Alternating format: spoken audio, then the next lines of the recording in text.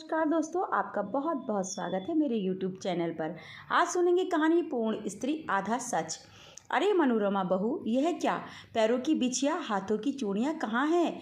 ऐसे ही चली आई कमरे के बाहर, जाकर ढंग से तैयार हो। माँ जी, दरअसल पैरों में घाव हो गए थे, इसलिए खोल दिए। कितने ही घाव क्यों न हो जाए, कभी सुहाग का श्रृंगार नहीं हटाना चाहिए। यह श्रृंगार ही तो है एक स्त्री को पूर्ण स्त्री बनाता है। मेरा बेटा तेरा सुहाग है, तो उसकी लंबी उम्र के लिए तुझे श्रृंगार तो करना ही पड़ेगा। अब इतनी कोमल काया वाली भी मत बनो, जाकर पहनो बिछुए। पर मुझे बहुत दर्द हो रहा है। परवर कुछ नहीं, घर की बहू हो, बहू की तरह ही रहो और जो कहा है चुपचाप करो। जी, ऐसा कहकर मनोरमा आंखों में आंसू लिए अपना मन महसूस कर चुपचाप कमरे में चली गई। मनोरमा तो क्या, कोई और भी उसकी सास शोभा रानी के सामने बोल नहीं सकता। शोभा रानी इस बड़ी सी हवेली की मालकिन, बिल्कुल दबंग स्वभाव की महिला, जो मुंह में आता है वही बोल देती। जब खुद शादी होकर आई थी तब सास तो थी नहीं, तो जैसा चाहा वैसा रही, लेकिन अब पक्की भारतीय सास बन चुकी है।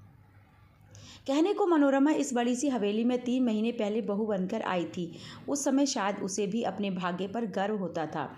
जो कहता था वह यही कहता था कि भाग्य तो यह लड़की लिखवा कर लाई है, जो इतनी बड़ी हवेली और ख़ानदान की बहू बनी है। उसके माता पिता तक उसके भाग्य पर इतराते थे। आखिर इतराना जायज़ भी था। गांव के इतने बड़े जागीरदार अमर सिंह की बहू और उनके बेटे विजेंद्र सिंह की पत्नी बनने का सौभाग्य आखिर मनोरमा को ही तो मिला था। मनोरमा दिखने में बेहद खूबसूरत थी। दूध से उजला रंग, काजल से काले बाल, काया ऐसी कि हर नवयौवना को लजा दे। जब जागीरदार अमर सिंह जी की मनोरमा पर नज़र पड़ी तो उसे देखते ही उन्होंने उसे अपने घर की बहू बनाने का निर्णय ले लिया। और जब यह रिश्ता उसके घर पहुंचाया गया तो उसकी माँ तो उसकी कसम बार बार उतार रही थी। आखिर उनकी बेटी के भाग्य जो खुल गए, मिल गई भाग्य मंजिल न होकर दुर्भाग्य मुझे था। इस बात का आपकी पता चला हवेली में नजरों ने जाकर, जब सुहागरात में शराब के नशे में धुत विजेंद्र ने उसे बहुत बुरी तरह से नोचा था। जैसे मनोरमा का तो कोई अस्तित्व ही ना हो। उसके चीखने चिल्लाने की आवाज़ ढोल और नगाड़ों की आवाज़ में दबकर रह गई। बाद में मनोरमा ने इस बारे में अपने माता पिता से भी बात की, पर शोभा रानी के कहने पर उन लोगों ने भी इज्जत का वास्ता देकर उसे चुप करा दिया। शोभा रानी अपने बेटे की हर गलतियों पर पर्दा डाल देती। उनकी नज़र में विजेंद्र अपने पति होने का हक ही तो ले रहा था। अब लड़की ही कोमल काया वाली हो तो क्या करे। अमर सिंह जी भी जैसे काफी देर तक मनोरमा पर बाहर बैठी शोभा रानी के कानों पर तो शायद जूं तक नहीं रेंग रही थी। बाहर बैठी खुश हो रही थी अपने बेटे के पुरुषत्व पर। मनोरमा की चीख और दर्द का जरा सा भी एहसास नहीं था इस औरत को। तभी अचानक विजेंद्र के चीखने की आवाज़ आई। अपने बेटे के चीखने की आवाज़ सुनकर वह कमरे की तरफ भागी और ज़ोर ज़ोर से दरवाज़ा पीटने लगी। दरवाज़ा खोलो बेटा, क्या हुआ तुझे? दरवाज़ा खोलो, मैंने कहा दरवाज़ा खोलो। शोभा रानी के चीखने चिल्लाने की आवाज़ सुनकर हवेली में और लोग भी इकट्ठे हो गए। शोभा रानी का चीखना चिल्लाना बदस्तूर जारी था। तभी कुछ देर बाद दरवाज़ा खुला। सामने मनोरमा थी। उसे झटके के साथ धक्का देकर शोभा रानी अंदर की तरफ भागी। मेरा बेटा कहाँ है? क्या किया तूने उसके साथ? तभी देखा तो विजेंद्र लहूलुहान हालत में बिस्तर पर बैठा हुआ था। उसकी इस तरह की हालत को देखकर एक बार तो शोभा रानी और अमर सिंह जी दोनों सकते में आ गए।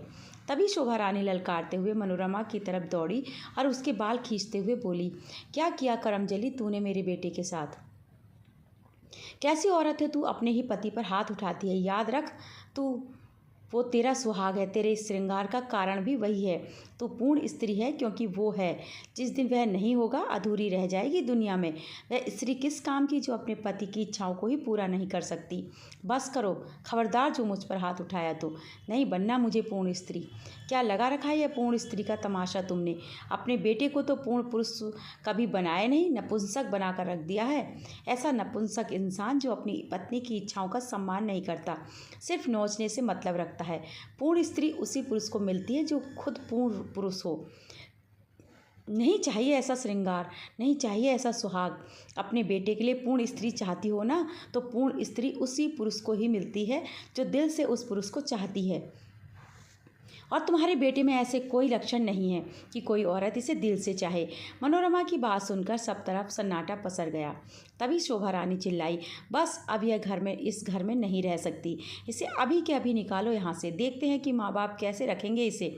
ज़िंदगी नर्क बना दी तो मेरा नाम शोभा रानी नहीं। हाँ, निकाल दो मुझे।